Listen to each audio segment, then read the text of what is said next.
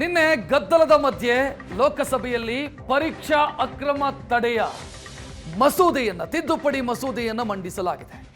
ಇವತ್ತು ಅದಕ್ಕೆ ಸಂಬಂಧಿಸಿದಂತೆ ಲೋಕಸಭೆಯಲ್ಲಿ ಚರ್ಚೆಯಾಗುವಂತ ಸಾಧ್ಯತೆಗಳಿದ್ದಾವೆ. ನಿನ್ನೆ ಇಡೀ ದಿನ ಗದ್ದಲ ಗಲಾಟೆ ಆಯಿತು. 4 ಬಾರಿ ಕಲಾಪ ಮುಂದೂಡಿಕೆಯಾಯಿತು. ವಿದ್ಯಾರ್ಥಿಗಳ ಮೇಲಿನ ಲಾಠಿ ಚಾರ್ಜ್ ಬಗ್ಗೆ ವಿಪಕ್ಷಗಳು ಪಟ್ಟು ಹಿಡಿದು ಉತ್ತರ ಕೊಡಬೇಕು ಅಮಿತ್ ಶಾ, ಕ್ಷಮೆ ಕೇಳಬೇಕು ಅಮಿತ್ ಶಾ ಅಂತ. ವಿಪಕ್ಷಗಳ ಜೊತೆಗೆ ಚರ್ಚೆಗೆ ನಾವು ರೆಡಿ ಅಂತ ಕಿರಣ್ ರಿಜಿಜು ಹೇಳಿಕೊಂಡ್ರು. ಇವತ್ತು ತಿದ್ದುಪಡಿ ಮಸೂದೆಯ ಬಗ್ಗೆ ಚರ್ಚೆಯ ಸಾಧ್ಯತೆ ಇದೆ.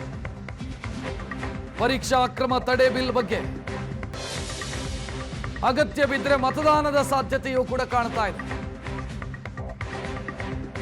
ಗದ್ದಲದ ಮಧ್ಯೆ ಗದ್ದಲ ಆದರೂ ಕೂಡ ತಿದ್ದುಪಡಿ ಮಸೂದೆಯನ್ನು ಪಾಸ್ ಮಾಡಿಕೊಳ್ಳೋದಕ್ಕೆ ಸರ್ಕಾರ ಪ್ಲಾನ್ ಮಾಡಿದೆ. 2024ರ ಕಾನೂನಿಗೆ ಕೇಂದ್ರ ಸರ್ಕಾರ ತಿದ್ದುಪಡಿಯನ್ನು ತಂದು ಬಲಿಷ್ಠ ಕಾನೂನನ್ನು ಮಾಡಬೇಕು ಅಂತ ಹೊರಟಿದೆ.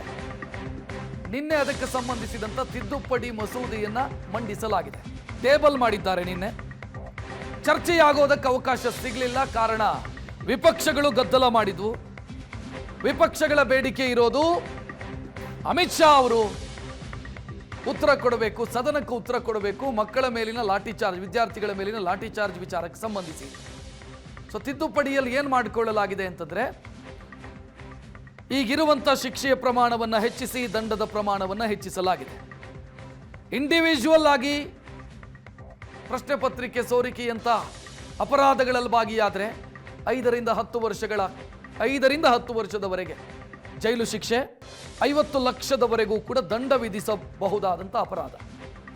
ಸಂಘಟಿತವಾಗಿ ಈ ಅಪರಾಧದಲ್ಲಿ ಭಾಗಿಯಾದರೆ 7ರಿಂದ 10 ವರ್ಷದವರೆಗೆ ಜೈಲು ಶಿಕ್ಷೆ ಮತ್ತು 10 ಕೋಟಿಯವರೆಗೂ ಕೂಡ ದಂಡ ವಿಧಿಸೋ ಅಪರಾಧ.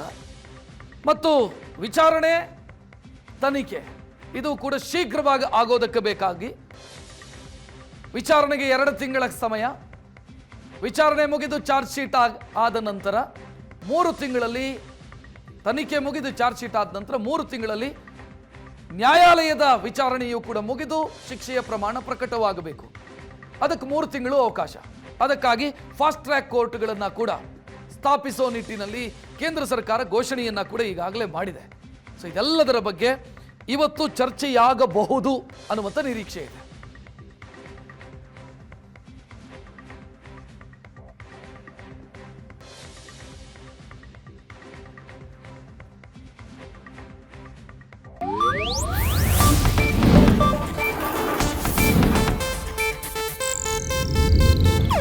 ಇದು ಏಷ್ಯಾನೆಟ್ ನ್ಯೂಸ್ ನೆಟ್ವರ್ಕ್ ಪ್ರಸ್ತುತಿ.